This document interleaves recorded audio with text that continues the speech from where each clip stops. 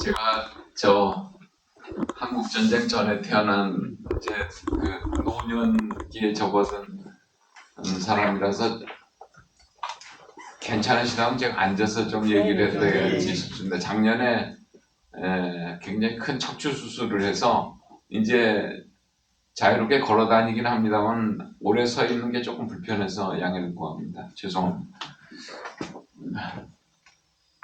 일단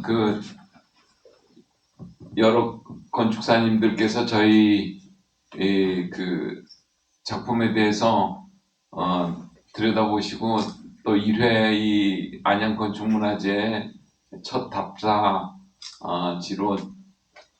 제가 설계한 안양중앙성당, 옛날에는 여기가 장례동이라고 해서 장례동 성당이었습니다.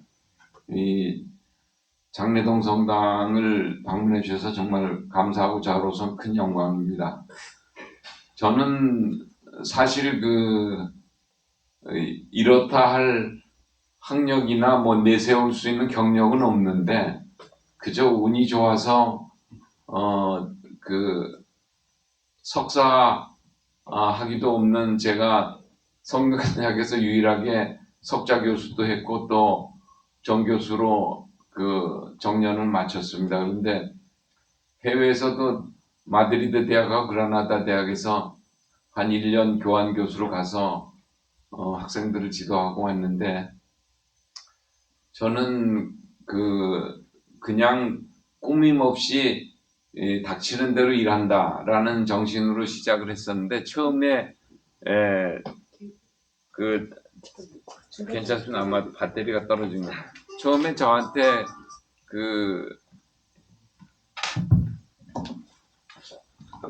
왔었던 일이 지금 1977년에 홍제동 지금 그 유진상가 뒤에 있는 육군 공병 소령인가 중령이 설계했다고 하는 홍제동 성당 인테리어를 해달라고 신부님이 얘기를 하셔서 그때 제가 삼성 그룹의 기획 설계실에서 뭐 호텔 신라라든지 여러 가지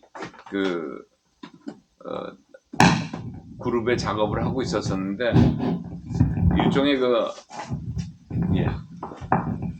일종의 알바 하는 형식으로 그것을 했었습니다. 그런데 그 건물이 굉장히 주민들 반응이 좋고 또 사람들한테 굉장히 각광을 받아서 제가 그때 나이가 한 30이 안 됐을 때인데 27살에 굉장히 주목을 받았습니다. 교회에서.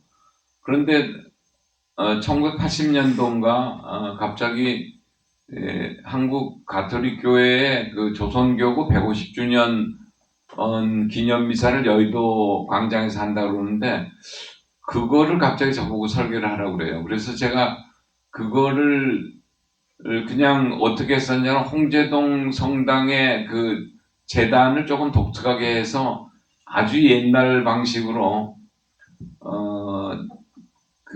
성가대를 뒤쪽에다 놨습니다.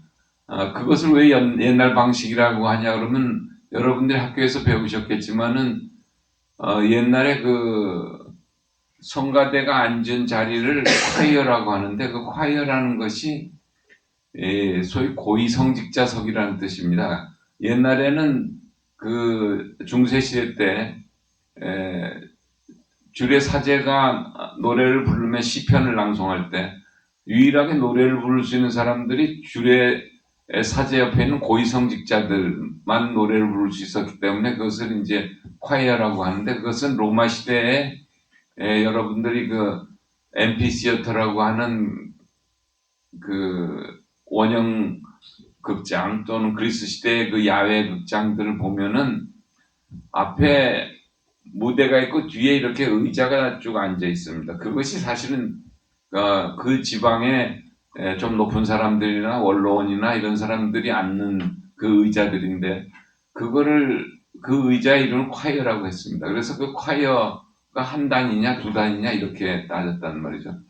그래서 그걸 복원해서 한 단, 두 단, 세 단 정도를 홍제동 성당에서 만들고 그 콰이하고 그 신부 주례 신부 사이에 조그마한 낮은 벽을 하나 만들었는데 그걸 튀겨가지고서 만들면 되지 않겠나 그래서 그걸 뻥 튀겨가지고 여의도 재단을 만들었는데 갑자기 거기에 무슨 하늘의 십자가가 현시가 됐다 그러고 하얀 십자가를 세운 건 맞습니다. 아마 그것은 일루전일 텐데 구름 낀 날에 한 30만 명이 온집했는데 거기에 십자가가 나타나서 사람들이 울고불고 했습니다. 그래서 참 난감하게 됐었습니다. 솔직히 얘기해서 그 하얀 십자가를 뒤에 세우지 말 걸 그게 이제 아마 그 반향 효과라서 그런 현상이 나타난 건데 그러더니 그 다음에 무슨 일이 벌어졌었냐면 저한테 교황님이 84년이죠 우리 시상식에 거기 오시니까 그때 그 시상식작 설계를 하라고 또 명령이 떨어지고 그 다음에 명동 대성당에 와서도 미사를 하니까 명동 대성당을 개수를 하라. 그때 제 나이가 겨우 30살 넘었습니다. 그러니까는 간이 덜렁거려서 저로선 도저히 감당할 수 없는 일인데 그런 일들이 쏟아졌는데 그때 저는 사실 광주 민주화운동 그 사건으로 조금 충격도 받고 여러 가지 그 그룹 내에서 비서실을 근무하다 보면 굉장히 어렵습니다. 그래서 삼성에서 그냥 나와가지고 그 정릉에 있는 영원한 도움의 성모순영원을 그것을 설계하고 공사를 직접 했는데 그때가 이제 그 29살서부터 31살까지죠. 그때 아주 바로 아까 저를 소개하신 그 이태영 선생 여기 계신데 이태영 선생 그 분들하고 이제 만나게 된 게 대강 그때 무렵입니다. 그런데 이분들하고 그냥 설계를 하고 공사판에 뛰어들어서 벽돌도 쌓고 뭐 이런 일을 했습니다. 그게 저한테는 평생에 굉장히 귀중한 경험이었습니다. 그러니까 2년 동안 그러니까 그 옛날에 베네딕토 성인은 오라에 라보라라고 해서 기도하면서 일하라 이렇게 되는데 저는 설계하면서 일하라 이런 식이 됐습니다. 그러니까 그 현장을 겪고 제가 설계한 걸 직접 같이 참여하고 짓고 목수하고 이야기하고 벽돌공하고 쌓기 방법에 토론하고 줄눈에 대해서 이야기하고 한 것이 굉장한 도움이 됐는데 그게 시중에 잘못 알려진 게 김수근 선생님 조카분이 거기 수녀님이 계셨었는데 이 김수근 선생이 조카를 위해서 그 성당과 수녀를 설계를 한 거다. 이렇게 이제 소문이 나서 정말 한국의 기라성 같은 건축가들이 그 공사장을 들어온 겁니다. 심지어는 강석원 선생은 담을 넘어서 들어오시다가 그 경비원한테 붙잡혀가지고 저한테 왔는데 저는 강석원 선생을 처음 뵀죠. 나중에 이제 그분이 건축가협회 회장이 되셨는데 이분이 초록색으로 된 이런 큰 프랑스 명함을 내놓으면서 내가 이런 사람인데 여기 붙잡혀와서 죄송한데 이 김수근 선생 작품이라서 보러 왔다고. 그래서 그냥 저는 아무 말도 안 하고 있는데 이 양반이 여태까지 김수근 선생 작품 중에 가장 좋은 것 같다. 뭐 이렇게 얘기를 하죠. 또 정림의 김정철 회장님, 김정식 그 회장님 두 분 형제분이 또 정림건축 식구들을 데리고 마이크로버스를 타고 오셨어요. 그래가지고 이제 소문을 듣고 왔다. 뭐 그래서 한국의 하여튼 유명한 건축가들 다 몰래 다 거기 현장을 다녀가셨습니다. 그때 제가 이것을 설계했습니다라고 얘기를 할 수가 없었습니다. 첫 번째는 제가 그때 건축사 면허가 없었습니다. 그 한국환경의 실장으로 있으면서 김무영 씨 명의로 그 설계를 했었겠는데 제가 할 수가 없었습니다. 근데 김무영 씨는 뭐 김수근 선생이 아마 자기 이름으로 안 하고 그렇게 했을 것이다라고 이런 온갖 소문이 증폭이 돼가지고 그렇게 됐습니다. 그래서 저는 사실은 명동성당 하랴 그 다음에 그 명동성당 지금도 제가 고쳐놓은 인테리어와 제가 설계한 의자 제가 조금 의자를 잘못 설계했는데 이 옆판을 같이 못 붙이고 안쪽으로 붙여놨는데 명동 성당 의자가 이게 오리지널이지 준주한 거 전국의 성당 의자들이 다 그걸 따라합니다. 그러니까 틀린 것이 계속 확대 반복되는 거죠. 그런데 어떻게 얘기를 할 수가 없습니다. 그게 틀렸는데 그거 고치라. 뭐 이렇게 되면 이게 문화재, 시문화재 등록도 돼 있습니다. 그 앞에 제가 그 재단을 다 고치고 뒤에 그 성가대도 한 스판을 뜯어내가지고 했습니다. 그렇게 할 수 있었던 이유는 이거 아무래도 교황님이 오시니까는 고딕성당 그 일종의 절중식 고딕성당이죠. 그것을 냉난방을 해야 된다라고 얘기를 해서 야, 이 도대체 냉난방 한 사례를 다 보니까 전 세계 고딕성당에 냉난방을 한 예가 없어요. 그래도 하여튼 그때 계속 만난 사람이 여러분들이 아시다시피 좀 그때 당시엔 제일 무시무시한 장세동이라는 사람인데 청와대 경호실장에 이 양반하고 계속 불려가가지고 제가 저대한 설계해 놓은 거 가지고 구조 설계하고 이렇게 했었습니다. 그런데 그때 두 가지 사건을 알게 됐습니다. 하나는 이렇게 두서없이 얘기하는 게 제가 늙은 증거입니다. 그런데 이 안양중앙성당 얘기를 하기 위해서 제가 이 얘기를 드리는 겁니다. 이게 그 장세동 씨가 저한테 하는 얘기가 그 교황청에서 파티마의 그 기적을 나보고 아냐고 그래서 안다고 그랬더니 그때 교황님께 그 세 가지 비밀이 있는데 그 중에 하나가 여기 가톨릭 신자가 있으시면 아실 거예요. 교황님이 금세기 안에 그 암살 시도가 있다라는 것이 하나 있었는데 그때까지 지금 그 파티마 발현한 지 한 70년이 지나도록 그 일이 안 생겼습니다. 그러니까 이제 생긴 지가 80년 그에서 한 2, 30년밖에 안 나왔는데 그런 교황 방문지 중에 하나 중에 굉장히 위태한 것이 한국이다. 이렇게 된 겁니다.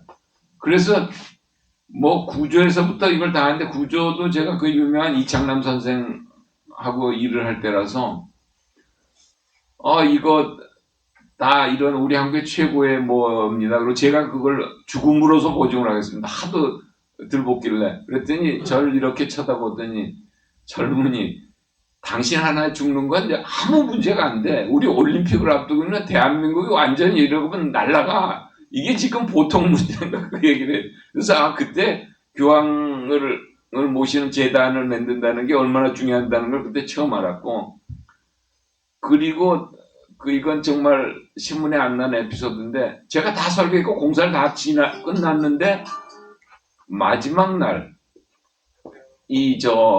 갑자기 밤중에 저보고 현장에 오지 말라 그러고 나서 이 사람들이 공사를 했어요. 그게 뭐냐 그러면 아스팔트를 다른 길을 하나 만든 겁니다. 여의도에 지금 저 순복음교회 쪽으로 길을 하나 더 만든 거예요. 그러니까 그 전까지 만약에 길가에 무슨 부비트랩이나 이런 거를 했다라고 하면 그 사전에 됐을 테니까 행사하는 그 전날에 그 공사를 했었어요. 그래서 그때 제가 경호의 엄중함이라는 걸 그때 정말 처음 알았죠. 그 다음날 아침에 가보니까 한밤중에 그 길이 하나가 생겨 있더라고요. 그리고 그때 제가 설계하면서 신부님들한테 제일 큰 욕을 먹은 게 뭐냐면 신부 목장을 하고 이 저격범이 나타난다라는 그 설이 있어서 신부들은 절대 교황님 미사 지내는 걸 보이지 않게 해라 그래서 그 단을 낮췄습니다. 그래서 이렇게 오메가 형식으로 이렇게 해놓고 그 날개 쪽에다가 신부님 자석을 해놨는데 끝나고 나서 어떤 놈의 자식이 있다고 설계를 해가지고서 우리 미사에 참여도 못하게 했다라고 해가지고 제가 공공의 적이 됐었습니다. 근데 정말 나중에 그 일이 있고 나서 한 4년 뒤에 로마 광장에서 그 신부복을 입은 그 암살범이 교황님을 저격을 했죠. 그래서 그때 참 그 사태의 엄중함을 알았는데 하여튼 이런 그 뭐라 그럴까 같이 그 일에 참여하고도 좀 믿기 어려운 일들이 같이 이렇게 번복이 되면서 제 그 한참 호기심도 많고 세계여행도 돌아다녀야 될 그 제 30대가 그냥 일의 소용돌이에 묻혔는데 그 중에 그걸 벗어났다고 하는 순간 의뢰가 들어온 것이 이 중앙성당이었습니다. 그러니까 사실은 어떤 의미에서 보면 30대에 그 많은 교회 일을 하긴 했는데 그게 주로 수도회 쪽의 일이었었습니다. 그런데 이 시내 성당을 한 것은 그 여의도 성당이 지난주에 50주년이 됐는데 제가 설계한 지 40년 됐다고 공로표를 받았습니다. 그게 지난 6월달이 4월달인가요? 예. 9월 1일 날 50주년 기념 행사를 했었으니까요. 그런데 하여튼 여의도 성당 또 저기 그 롯데 100 몇 층짜리 앞에 있는 그 신천동 성당 이런 것들이 한꺼번에 일이 몰려 들어왔습니다. 그런데 저는 그때 소위 무허가 사무실을 하고 있었습니다. 그렇게 해서 그리고 그때는 건축사 시험을 보기가 너무 어려운 것이 한 만여 명 적체자가 대기를 하면은 한 20명에서 30명 정도 됩니다. 그래서 우리는 그때는 무슨 농담이 있었냐면 차라리 우리가 우간다를 가서 거기서 건축사를 따고 여기 와서 그 한국 법규 시험을 보고 하자. 도대체 이건 시험 문제가 그냥 백지 10장 논아주고 네 문제가 나옵니다. 그러면은 뭐 한국 건축의 특징에 대해서 논하시오. 아니면 무슨 조용한 방을 그 형성하는 그 조건을 논하시오. 그러니까 그 백지를 다 채워야 됩니다. 과목은 20몇 과목을 다 해야 되는데 시험 문제는 그런 식으로 나옵니다. 그래서 이렇게 해가지고 우리가 죽을 때까지 건축사는 못 하겠다. 항상 건축사의 한 반은 그걸 관리하는 국토부, 지금 그때는 건설부였습니다. 공무원들이 따고 나머지 한 20명 정도가 대학 나와서 그때는 5년 이상 경력을 가져야 되는데 이런 사람이 되는 겁니다. 저하고 친하게 지낸 민현식 형은 맨날 자기가 20명 됐을 때 됐다. 저보다 한 3년 먼저 됐는데 제가 저희 됐을 때 한 40명 그랬습니다. 이제 제 그 푸념은 그만하고 이 안양 중앙성당에 대해서 말씀드리겠습니다. 이게 1992년 한참 그 건축 그 무슨 그 개혁운동인가 뭔가 해가지고 서울건축학교 운동이니 뭐 이런 것들을 한참 하고 있을 때인데 제가 가지고 있었던 모든 자료를 그래도 유일하게 잘 받아준 데가 국립현대미술관이었습니다.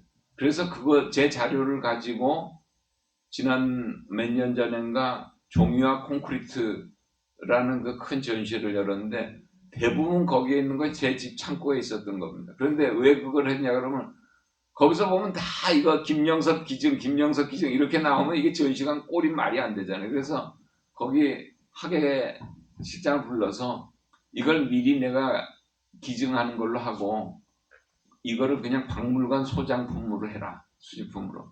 그렇게 해서 그 전시회가 이루어졌습니다. 전시회가 끝나고 박물관장이 저한테 큰 감사표를 하나 주셨습니다. 그런데 그걸로 끝났는데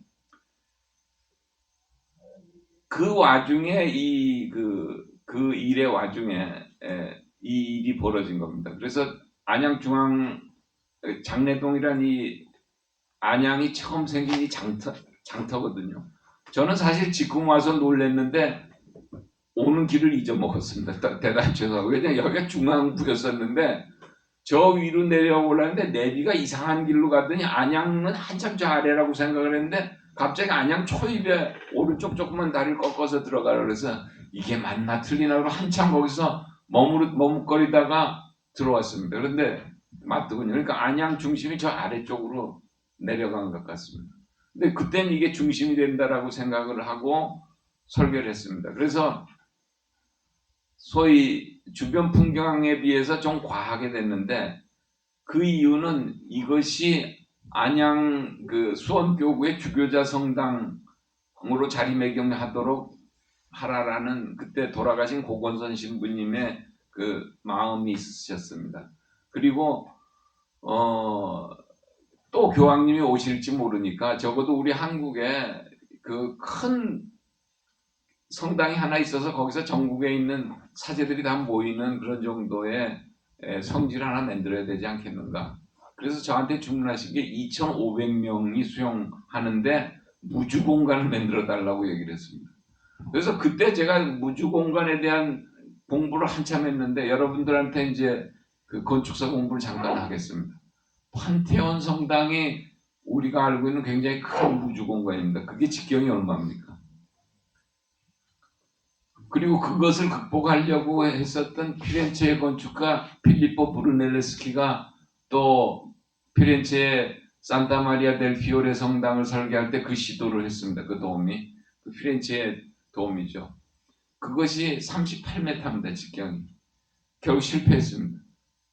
미켈란젤로가 바티칸 대성당을 만났을 때 설계를 해달라고 했을 때 브라만테가 한 기본 도면에다가 약간 변형을 시켰지만은 그것에 도움을 올리려고 할 때 그 의식을 했습니다.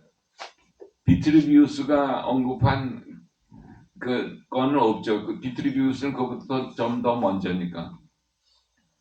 근데 그 판테온이 지어질 당시가 거의 2세기경인데 이때 42m라는 무주한 그 무주 공간을 만들었습니다. 그래서 이제 저는 그때 한참 그걸 보다가 이번에야말로 내가 김영섭이라는 놈이 그 무주 공간을 그거보다 좀 더 큰 걸 만들어야겠다. 그래서 드디어 성공한 게 이 안양중앙성당인데 여기 제일 긴 스판 쪽이 45m입니다. 근데 이것을 저는 그때 당시에 비용 때문에 철거를 하고 천장을 할 그 비용이 안 됐어요. 왜냐하면 보통 일반 주택값의 한 1.5배 정도 평당 가격으로 성당을 설계하라고 했기 때문에 그래서 저는 바깥을 석재, 지붕은 전체 동판으로 해서 100년은 가게 하자. 그러면 콘크리트는 산성비로부터 보호받으면 적어도 한 150년은 갈 거다. 그 생각을 한 거죠. 그래서 내부는 그냥 콘크리트 노출로 마감을 할 수밖에 없다. 그리고 2,500석이나 되는 큰 성당을 설계하는데 그것을 만약 이런저런 재료를 갖다 붙이면 그건 뭐 또한 돈이기 때문에 지금 현재 그때 당시에 주택 짓는 값이 한 300만 원이었는데 한 400만 원에서 450만 원을 평당 그렇게 지으라고 하셨죠. 근데 결국은 한 평당 500만 원 정도로 이 공사를 끝을 냈습니다. 그런데 또 거기에 이상한 조건이 붙었습니다. 물론 안양은 서울하고 다르니까 이 수녀원 부분 지금 여기서 이렇게 날개 쪽으로 간 부분은 바깥에 메스만 만들어 놓고 그 내부 공간은 전부 수녀님들이 설계한다. 이제 그렇게 됐어요. 그래서 성당만 설계하라 그렇게 된 거죠. 근데 저는 이 대성당을 그 동경에 있는 마리아 카세드라든지 이런 것처럼 그러니까 땅하고 연결된 성당으로 하고 싶었습니다. 그러니까 1층에서 바로 들어가게. 그런데 아시다시피 요즘에 그 공동체 중심의 교회 나스키렌 게마인덴 젠트렌이라고 하는 소위 새로운 신학에서 나온 그 교회는 어떻게 돼서도 커뮤니티 시설이 훨씬 더 많아야 됩니다. 그러니까 소성당이나 다목적 회합실이나 이런 것들이 더 중요시하지 성전은 예수께서 성경에 나오는 말 그대로 예수께서 제일 처음이자 마지막으로 폭력을 행사한 장면이 나오는데 그게 어디냐면 예루살렘 성전에 들어갔을 때입니다. 그 앞에 환전성하고 그 번제로 파는 양이나 비둘기를 파는 놈들을 환전상 좌판을 다 뒤집고 몽둥이로 내쫓습니다. 그러면서 이놈들아 여기는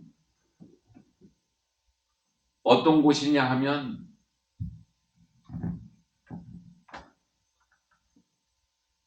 제가 라틴어를 써서 대단히 죄송합니다만은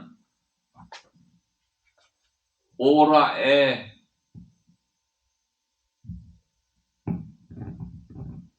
도무스 이렇게 얘기합니다. 즉 이것은 오라에 도무스 다이 즉 도무스는 집이란 뜻이고 다이는 신입니다. 하느님인데 이건 물론 라틴어로 번역된 거죠. 그분은 아람어로 얘기를 했겠죠. 그러니까 즉 기도하는 집이고 이것은 하느님의 집이다. 그러니까 사실은 그것이 오늘날에도 이게 전승되어서 내려와야 되는데 항상 어떤 때는 하느님 그 뒤에 있는 노무스 나이가 더 커졌을 땐 중세에는 전부 그것이 성전으로 됐고 오라라는 건 오라토리움 이것의 어원입니다. 옛날에 기도할 때 사람들은 소리를 내서 기도를 했기 때문에 오라라는 것은 즉 기도하는 곳이라는 뜻도 됩니다. 그래서 오라의 돔스다이 이렇게 된 겁니다. 기도하는 집이고 그러니까 하느님의 집이다. 이것이 이제 교회의 정신이고 제단을 보자면 제가 잠깐 일어서서 말씀드리면 그 앞에 있는 제단은 축소된 교회의 그 정의입니다. 즉 이것은 우리가 앉아서 둘러 앉아서 오라라는 그 개념으로 해석을 하면은 둘의 밥상이 됩니다. 즉 둘러 앉아서 밥 먹으면서 우리가 얘기를 하고 서로 모이는 것, 소위 오라토리움이 되는 거죠. 여러분도 오라토리아라는 음악 장르를 아실 겁니다. 그것은 뭐냐 그러면 사순절 때 오페라 상영을 금지했기 때문에 히스토리아라든지 오라토리아 즉 이런 천지창조나 이런 하이드니즘 그거 들으셨죠. 즉 성경을 주제로 한 일종의 성가극이죠. 오페라가 그게 오라토리아죠. 오라에서 나온 것 뭐 우리는 심지어는 아주 나쁜 얘기도 보면은 무슨 입으로 하는 무슨 뭐 어떤 국악 뭐 이런 얘기로만 자꾸 돼 있는데 그게 아니라 사실 오라라는 것은 입을 벌려서 큰 소리로 기도하는 것이다. 제가 세계 한 100여 개국을 돌아다녔는데 재밌는 것 중에 하나가 통곡의 벽이라고 하는 이스라엘에 예루살렘에 가서 그 안에를 몰래 변장을 하고 들어갔어요. 도대체 고대 유대인들은 어떻게 기도했길래 오라라는 말이 나왔나. 안에 들어가니까 이거는 완전히 이스라엘의 순복음교회판이에요. 거기서 마구 소리를 지릅니다. 그 통곡의 벽에다 대고 그러니까 아버지 하느님 왜 저를 버리셨나이까 하고 예수께서 그 돌아가실 때 큰 소리로 외친 것처럼 마구 외쳐요. 그래서 옛날엔 기도하지 않고 묵상하고 묵언을 하는 것을 악마가 들었다라고 할 정도로 중세 시대에는 굉장히 그것을 어떤 의미에서 금기시했다는 말이죠. 그래서 이러한 것들이 돼서 이것이 오라토리오로 봤을 땐 이건 밥상이고 도무스 다이로 봤을 땐 이것은 그 하느님의 나라와 지상의 나라를 연결하기 위해서 하느님의 아들이 돌아가시고 묻히신 무덤이 됩니다. 이것이 관이 되는 거예요. 그래서 여기서 우리는 미사성제로 죽은 하느님의 아들이 부활해서 우리 죄 많은 인간한테 생명의 양식으로 다시 퍼지는 거죠. 그러면은 이것과 그 다음에 감실이라는 것이 있고요. 그 다음에 부활 촛대라는 것이 있고 독서대라는 것이 있어요.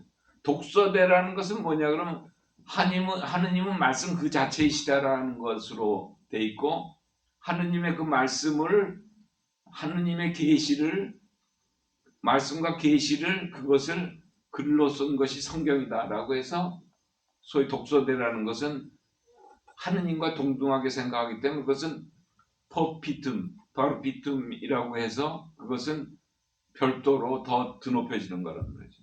즉 딱 세 가지만 고르라 그러면은 부활초 때, 그 다음에 재단, 그 다음에 독서대죠. 즉 성부, 성자, 부활초로 강조되는 성령, 옛날에 성신이라고 그랬어요. 이 세 개의 삼위일체가 같이 있는 겁니다. 그것으로서 여러분들이 교회의 재단을 이해해 주셨으면 고맙겠습니다. 빛과 어두움이라는 것은 빛이라는 건 구원을 뜻하고 교회의 재단은 항상 그래서 동쪽을 향하고 있습니다. 그래서 동쪽을 향하고 있는데 뒤에 지금 그 오라토리온은 줄어들어가지고 사제들이 몇 사람 앉는 의자들만 줄어들었죠. 그리고 성가대가 앞에서 하면은 집중력이 흩어지니까 이제 성가대는 저 위에 2층으로 올라가라. 그리고 교회의 음악은 저 뒤쪽에 이 세계에서 제일 큰 악기인 오르간을 해라. 이 성당도 오르간이 주문이 돼, 무려 16m가 되는 오르간이 돼 있고, 설계도 크라이스라든지 독일의 그 함부르크에 있는 회사, 크라이스 회사, 세종문화회관을 했던 사람 해서 다 여기 와가지고 설계를 다 냈습니다. 그런데 우리가 못했습니다. 왜냐? 성당 짓느라고 돈을 다 썼고 다 기진맥진해서 신자들이 너무 가난했습니다. 근데 이 안양 조그만한 그 시장 통해서 여기에 계신 상인들이 이 성당을 위해서 그 깨끗한 돈을 희사하신 거는 정말 저는 성당 지을 내내 대단한 그 감동을 받았습니다. 돈 있는 사람들이 짓는 게 아니고 성당이라는 건 정성하고 정말 그 기도로 짓는구나 하는 생각을 했습니다. 그러면은 그 책을 하나 가져오셨는데 그 책을 잠깐만 보여주실까요? 여기 안양에 계신 분들이 조금 자랑스러워 하셔도 될 것이 이 성당이 완공되고 나서 1998년도인가 독일의 그 다스민슈터라고 하는 그 잡지, 건축 잡지인데 거기서 두 성당이 세계에서 주목할 두 성당이 특집으로 나왔는데 그 중에 하나가 이 안양중앙성당이었고 다른 하나가 마리오 보타가 설계한 에브리 성당이었습니다. 내가 그 잡지 책에 여분 몇 권이 있었는데 나중에 안양 건축사회 보내드리든지 아니면 여기 중앙성당에 보내드리든지 그렇게 하거든요. 독일 책이었습니다. 그런데 그거를 그 책을 만들기 위해서 거기 편집장 쭈보 여사가 와서 저한테 인터뷰를 했었고 또 그 독일의 그 한국 목사님이 그것을 번역을 해주셨습니다. 훌륭하게 독일어로. 제가 이 나남 출판사에서 1998년도 지금부터 한 6년 전에 나온 제 모노그래프 제 작품집인데 이것의 표지가 지금 안양중앙성당의 미완성 사진입니다. 이렇게 스키폴딩이 아직 제거되지 않은 상태에 찍었던 겁니다. 왜냐하면 이 책을 만든 거는 96년도인가 한 30년 전이었기 때문에 그렇습니다. 이 책은 그 미국의 그 AIA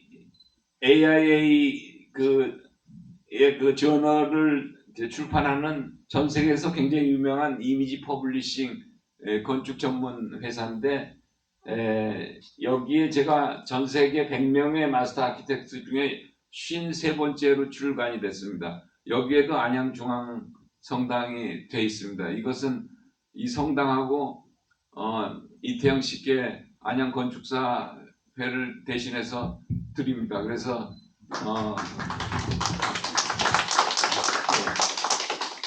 혹시 협조에 필요하면은 회장님께 나중에 한 권을 보내드리겠습니다.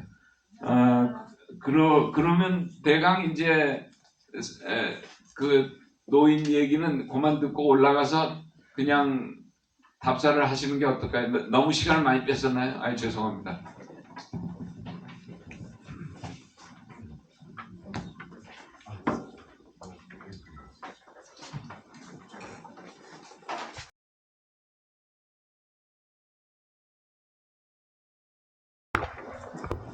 저도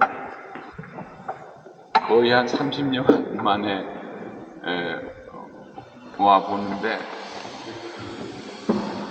1998년인가 일본 건축가들이 여러분이 이걸 해외에서 어떤 소식에 접하고 한국에 오셔가지고 제 작품을 보겠다고 그래서 방문할 때 그때가 마지막이었던 것 같습니다. 그러니까 한 25년 조금 넘었네요. 근데 여러분들이 보시다시피 지금 이 공간을 45m로 만들기 위해서는 대각선이 필요했습니다. 이 구조에 이렇게 해서 저기까지. 그래서 그런데 이걸 사실 콘크리트로 하고 싶어서, 왜냐하면은 여기에 무슨 다른 그 천장 재료를 붙이기가 싫어서요. 그리고 또 음향 문제를 같이 해결했었어야 됐습니다. 이 굉장히 큰 공간이기 때문에. 그리고 그 구석구석이 이 콘크리트로 됐을 때는 정말 그 음향이 감당을 못합니다. 제가 아주 젊은 나이에 롱샹교에 가서 미사를 한번 드린 적이 있었는데, 그 조그마한 성당이 미사를 하는 끝까지 무슨 어느 대목인지를 감을 잡을 수 없을 정도로 울렸습니다. 그거보다 조금 더 심한 게 라트울레스도원이었습니다. 라트울레스도원은 제가 한 건축 탐방이나 기행 때문에 한 4번인가를 갔었었죠. 최근에 라트울렛을 그 콘크리트를 다 벗겨가지고 다시 만들었을 때 또 첫 번째 손님이 저와 우리 한국의 신부님들이었습니다. 가서 잤는데 이분들 하는 얘기가, 거기에 이제 그 수사님들이 거기에 머무르지 않고 결국 옛날 수도원으로 철수를 했습니다. 롱샹교에도 그 몽트 도미니크 회의 부속 성당인데, 사실은 산상 도미니크 봉쇄수도 회인데, 그게 항상 1차 대전 때 한번 부서지고 2차 대전 때 그 독일하고 그 프랑스 국경지대였기 때문에 모르방 산지에 있었던 거죠. 그래서 다시는 부서지지 않는 성당을 만든다고 해서 꼬르비제가 거기 부서진 성당의 일부 벽을 이용을 해서 거기에 창을 내고 해서 그 한 벽이 굉장히 두꺼워진 겁니다. 어떤 사람은 꼬르비제 흉내를 낸다고 엄청나게 벽을 두껍게 만드는데, 그걸 역사를 좀 보면 그게 다 사연이 있는 겁니다. 그러니까 그렇게 해서 소위 빛이 총알처럼, 총탄 자국처럼 이렇게 들어오는 그 감명을 받는데, 실제 성당으로 쓰기엔 굉장히 어렵습니다. 그래서 뭐냐면 음향 관계를 전혀 고려하지 않았기 때문에. 또 제가 제일 존경하는 건축가 알바 알토의 마지막 유작품이 성당입니다.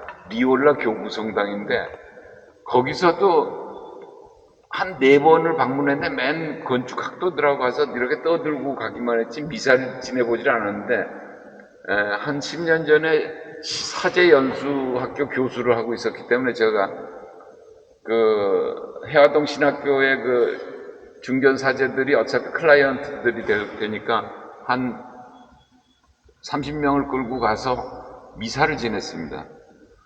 정말 그건 롱샹교회보다도 더 힘들었습니다. 그러니까 그것 때문에 어떤 의미에서 보면 우리 한국 교회에서는 그 음향 문제에 대해서 거의 그 노이로제에 걸릴 정도로 굉장히 중요합니다. 그래서 여러분들 자세히 보시면 천장에 이 슬래브판도 전부 요철로 되어 있고, 나머지 저쪽이 있는 것들이 이제 소위, 그리고 이 대공간을 냉난방을 하게 되는데, 지금 현재 이쪽에 있는 것이 여러분들 의자 밑에 보시면은 그 공기 서플라이가 있을 겁니다. 여기 보이죠? 예.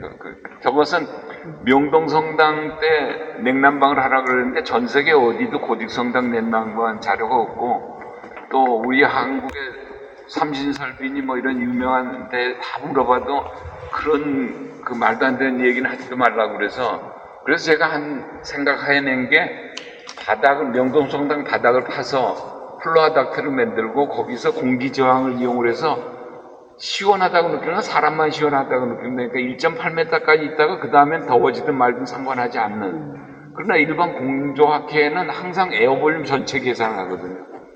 그랬더니 이것이 전 세계에 유행이 됐습니다. 지금 어디든지 가면은 제가 쓰는 플로아 닥트 시스템이 여기저기 있는데, 이거는 사실 제가 발명 특허를 내지도 않고 설비학회에다가 다 제공을 한 겁니다.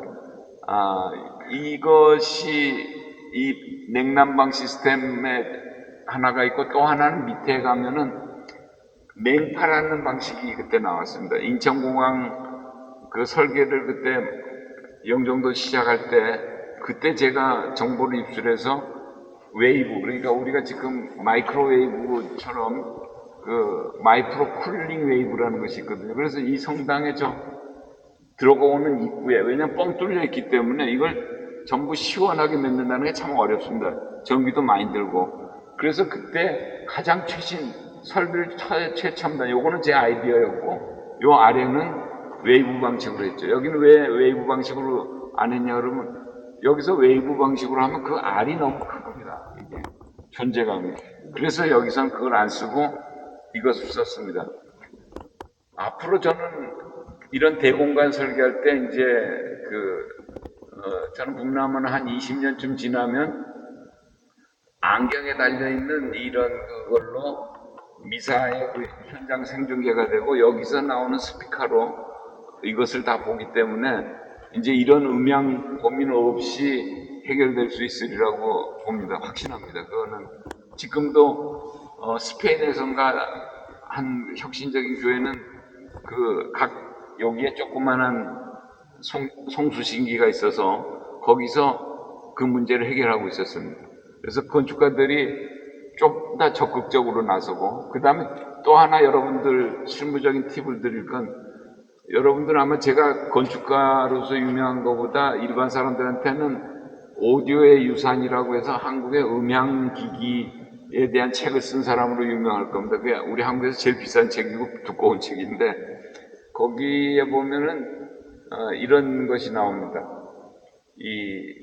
우리가 소리가 저기서부터 이쪽으로 전달되는 그 거리에 따라서 우리는 타임 딜레이가 생긴다. 즉 직접음하고 여기서 반사되는 거리하고가 17m가 넘어가면은 겹치는 소리가 나오고 소리가 명료도가 떨어진다는 말이죠. 그래서 그거를 줄이기 위해서 17m가 넘어가는 곳에서는 흡음을 합니다. 그런데 모두 다 흡음을 해버리면 소리가 너무 어떤 의미에서 보면 맛깔스럽지가 않죠. 이게 기계음 같이 들리기 때문에 이 앞에는 초기 반사음을 할 수 있는 재료를 씁니다. 그러니까 저는 이 제대 부분은 초기 반사음을 얻기 위해서 플랫하게 만든 겁니다. 그러니까 저거를 예를 들면은 초기 반사음을 잡아버리면은 이상하게 이 사람 목소리가 따뜻하게 들리지가 않는 겁니다. 그리고 여기서 공연을 해도 소리가 좀 이상해요. 제가 가끔 큰 음악홀 같은데 음향 자문을 받는데 초기 반사음이 대체적으로 전부 흡음으로 된 경우가 많습니다.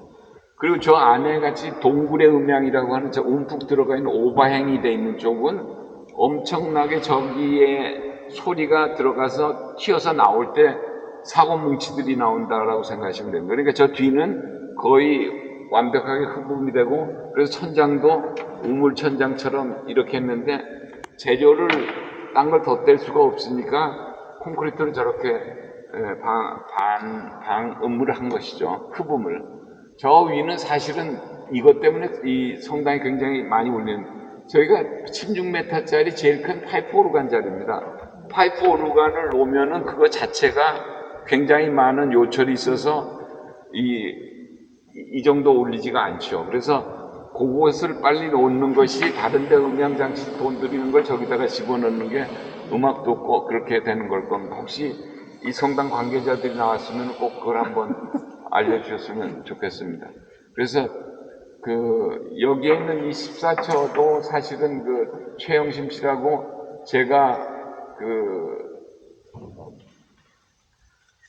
처음 한국에 소개했던 1982년도에 소개했던 스테인드 글라스 작가인데, 바로 이 앞에 있는 이 스테인드 글라스하고 저기에 있는 스테인드 글라스들을 제작한 분입니다. 이분 남편이 루카스 힌멜브라우라고 굉장히 유명한 전 세계 최고의 유리화 장인이었습니다. 저는 유리화하고 굉장히 많은 여기 이 유리화하고 여기 유리화인데, 여기 유리화는 사실 별도의 장르일 만큼 여러분들 지식이 필요합니다. 왜냐 그러면 이 유리 종류가 예를 들면 앤티클라스가 있고 세미 안틱이 있고 그다음에 모던이 있고 그렇습니다. 그러니까 근데 어떤 것은 청동을 넣고 어떤 건 코발트를 넣고 어떤 건 아연을 넣고 해서 색깔이 다르게 만든 유리를 가지고 조합을 시켰는데 이건 굉장히 추상화를 해달라고 했습니다. 그래서 건축가가 성미술이라든지 음향이라든지 이런 것들에 대해서 기본적인 지식이 있어야 되기 때문에 끊임없이 공부를 해야 됩니다. 사실 안도 다다오 씨가 그런 얘기를 했죠. 자기는 공부를 정규 대학이나 이런 것을 거치지 않았기 때문에 혼자 달리기를 했는데 혼자 달리기에는 결승 테이프가 없다 이렇게 얘기를 했습니다. 즉 자기한테 박사학위나 석사학위나 이런 것이 없기 때문에 죽을 때까지 달리는 겁니다. 그러니까 죽을 때까지 공부를 해야 되는 것이 굉장히 중요합니다. 여러분 저도 지금 사실 척추가 아파지고 나서 코로나 이후에 일을 그냥 딱 그만뒀는데 자존심 때문에 허리를 질질 끌고 다니면서 건축주를 만나기 싫어서 사실 직원들 건축사 다 합격했기 때문에 다 나가라 그러고서 그냥 지금은 간판만 지키고 있습니다. 그런데 지금도 일은 하는데 허리가 다시 작년에 수술을 받았는데 특수한 수술을 받았습니다. 가장 최첨단의 수술. 그건 뭐냐면 사람을 척추에다 구멍을 내 가지고 거기에 딱 막혀 있는 걸 다 쓰레기를 버린 다음에 가만히 눕혀 놓는 겁니다. 그러면 저절로 낫는. 그런데 그런 것이 있습니다.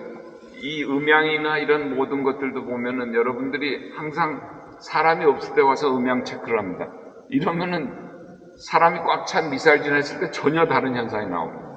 그래서 항상 사람이 다 차 있을 때 다시 가서 오셔서 음향 체크를 하고 조정을 해 주셔야 됩니다. 그래야 이 소리가 좋다라고 하는데 그러지 않으면 나중에 음향 설비업자들이 이거 다 뜯어내고 다시 해야 된다 이렇게 얘기를 합니다. 그러니까 항상 여러분들이 그런 점은 조금 유념해 주시기 바랍니다.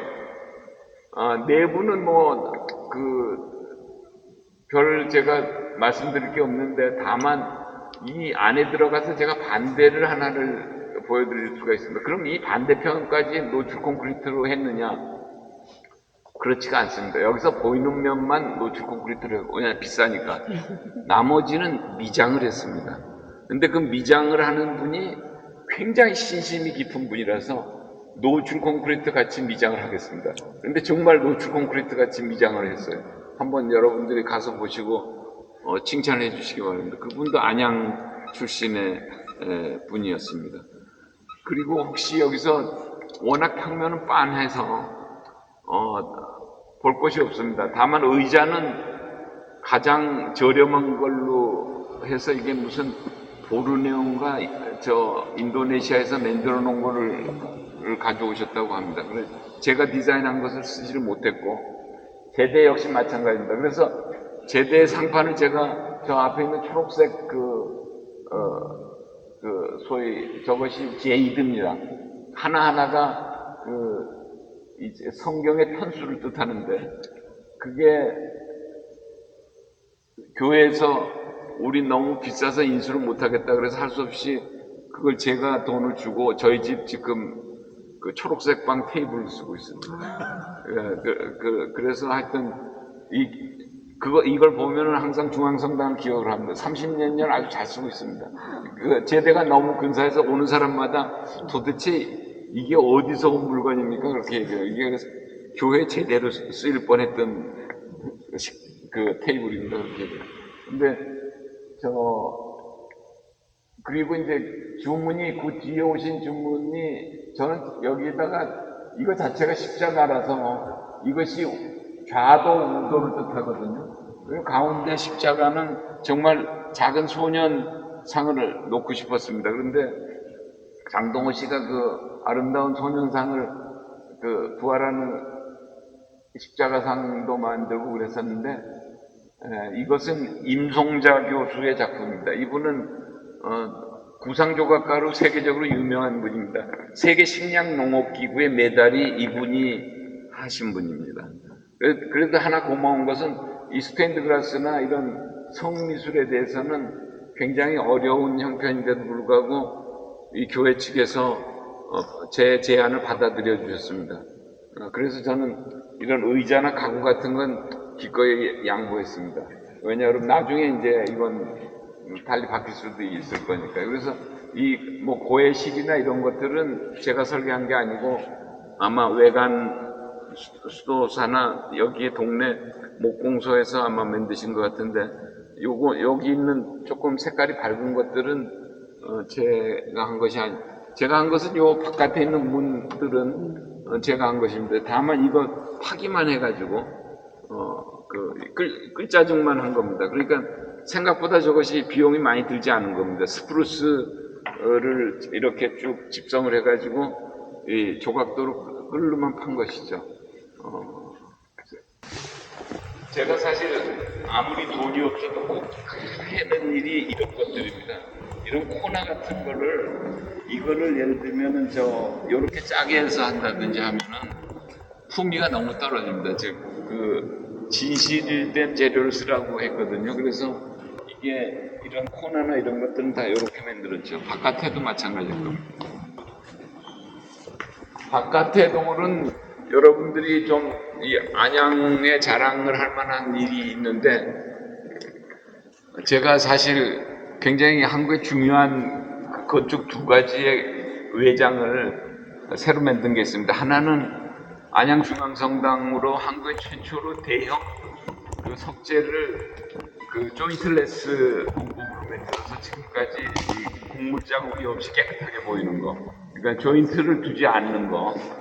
그렇게 해서 하는 공법이 돼서 그때부터 이 스테인리스로 이 큰 육중한 돌을 붙이는 것들이 이제 한국의 시도가 됐고, 성균관대학교 경영관을 할 때 삼성종합건설이 맡았는데 조인트레스를 우리 한국에서 못합니다라고 박박 우기더라고요. 그래서 여기 안양을 가보라. 그러고 갔더니 여기 갔다 와서는 두 말도 안 하고 다 붙였습니다. 자기네들이 단연컨대 조인트레스를 한국에서 한 데가 없습니다. 그러고 아주 우기더라고요. 그 다음에 두 번째로 한 게 동대문 DDP인데 제가 그걸 설계심사위원도 했지만은 설계 진행위원장을 했었습니다. 자하디드가 그걸 워낙 작게 이렇게 타일로 만들어가지고 붙이려고 그러길래 이 사람의 도시 스케일에서 이건 불가능하다. 이렇게 보면은 그냥 점으로 보이는데 그게 아니라 이게 건축물로 보이려면 이게 할 수 있는 한 최대로 크게 해야 된다. 그랬더니 그걸 할 수 있는 나라가 이 세계에 어디 있습니까? 그러고 자하디드 사무실에서 와서 나한테 얘기를 하더라고요. 그래서 제가 이제 설계 서울시의 위원장이었었기 때문에 우리 한국이 그걸 할 수 있다. 왜냐하면 조선공업이 발달했기 때문에 너희들이 3디멘션으로 해가지고 와도 하니까 걱정하지 말아라. 그래가지고 할 수 있는 한 제일 크게 해서 샘플을 몇 장 붙였어요. 근데 그 뒤에 나한테 자하디드 사무실에서 지네들 건물 준공만 되면 초점장이 옵니다. 와서 비행기표 보내드릴 테니까 제발 참석해달라고 그러는데 그냥 여러분들 보는 DDP 아름다운 라인이 한국의 내부는 한국의 LG의 알포맥스가 만든 거고 바깥은 삼성조선이 만든 겁니다. 그건 소위 자하디드가 그 뒤로부터 자기가 쓰는데 마음대로 그걸 크게 쓰기 시작했습니다. 센젠에 있는 오페라 하우스는 이런 것들이. 자, 이걸 볼까요?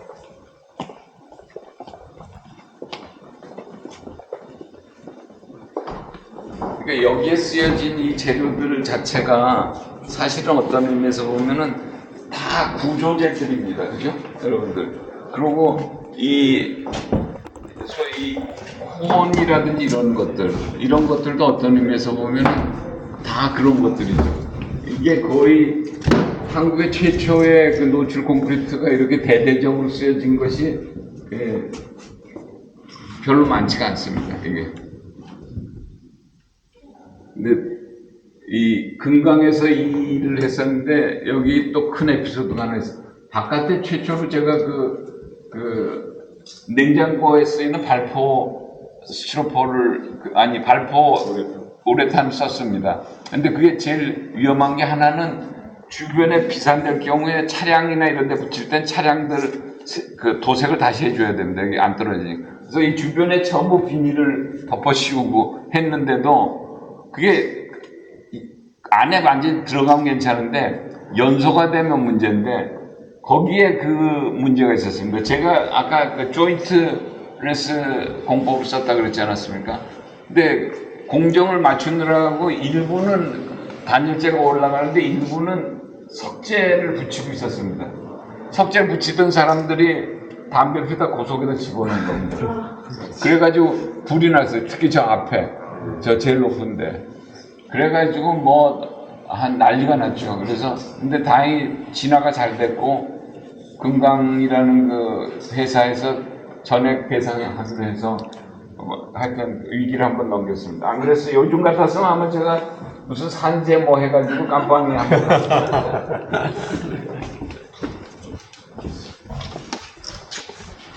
여러분들 저 위에 발광물에서 이렇게 펜타시게 깎는 것도 음양 때문에 그랬다는 걸 여기서 저것들이 이렇게 있을 때 굉장히 저 정도 면적이면 음양이 오면 그래서 저 튀어나온 데는 뭐냐 그러면 저것도 오르간 주자가 조금 이쪽으로 앉았으면 하는 생각 때문에 그렇습니다. 왜냐하면 제가 명동 대성당 오르간을 놨는데 그때가 제가 33살이었습니다. 그때 독일의 그 카셀이라는 데를 가가지고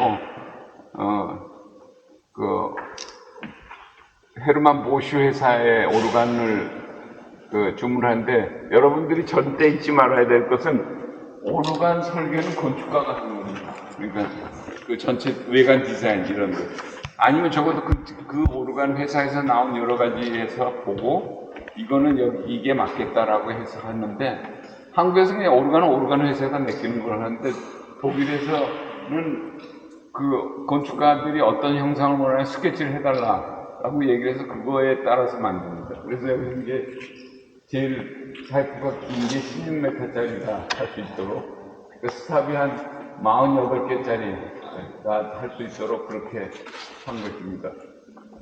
이 오르간이 오게 되면 저 위에 천창에 지금 가려놨던 것도 빛도 이렇게 쏟아지게 해서 오르간이 반사될 수 있게 하면 성당이 완성되겠죠. 그래서 여러분들이 항상 얘기 드립니다만 굉장히 큰 공간을 설계할 때는 여기에 사람들이 앉아 있을 때 이 스케일을 잘 못 느낍니다. 그러니까 이게 얼마나 큰지 그걸 잘 못 느끼는데 그렇게 해야 공간 공포가 없고 혼자 기도하더라도 아늑한 공간이 됩니다. 그런데 이것을 스케일인 시켜버리는 순간 공간은 공포로 다가올 수 있습니다. 그래서 여기 제가 제일 기분 좋은 얘기가 어떤 신자분이 굉장히 큰 성당인데 혼자 와서 기도해도 마음이 차분하고 따뜻해요 이렇거든요. 아마 빛이나 이런 것 때문에 그럴 겁니다. 그러니까 여러분들이 이쪽 스판에서 이쪽 스판이 45m라고 생각하는데 그 판테온 신전이나 이런 데를 가보면은 그 45m라는 건 정말 어마어마한 그 크기거든요.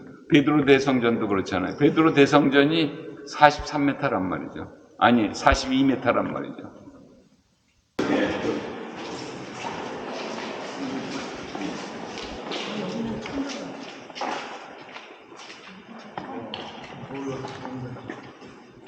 여러분들은 여기서 보시면은 다 들어오시면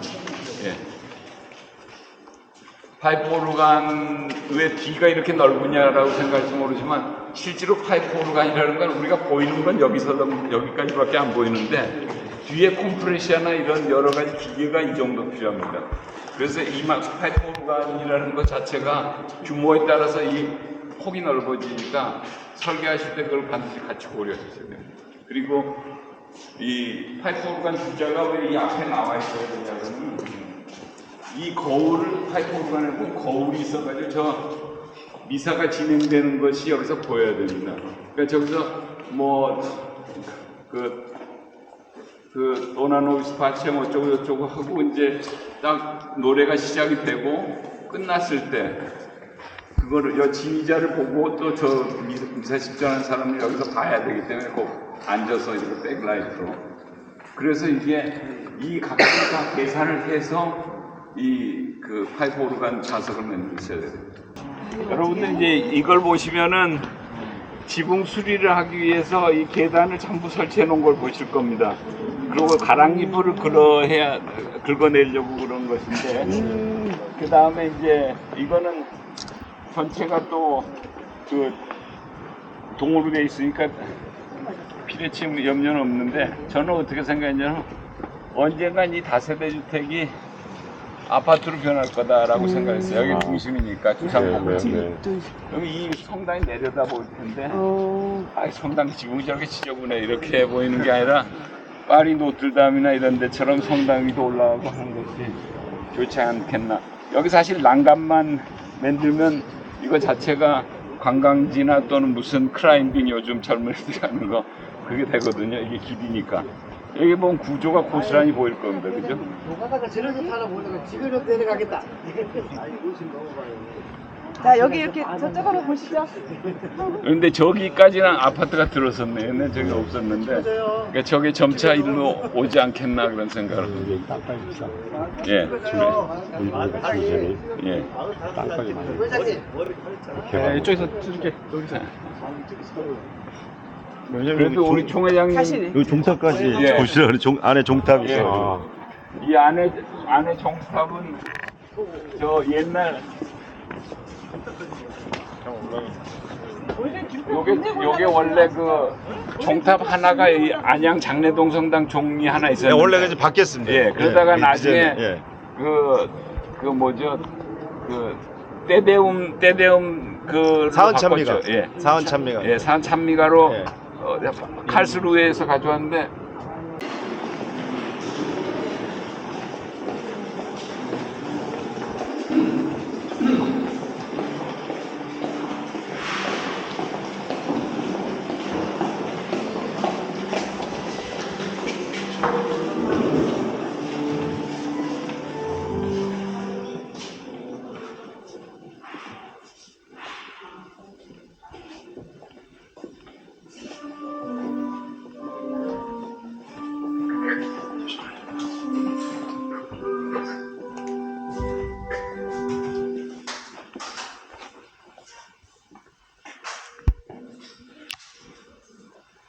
죄송합니다.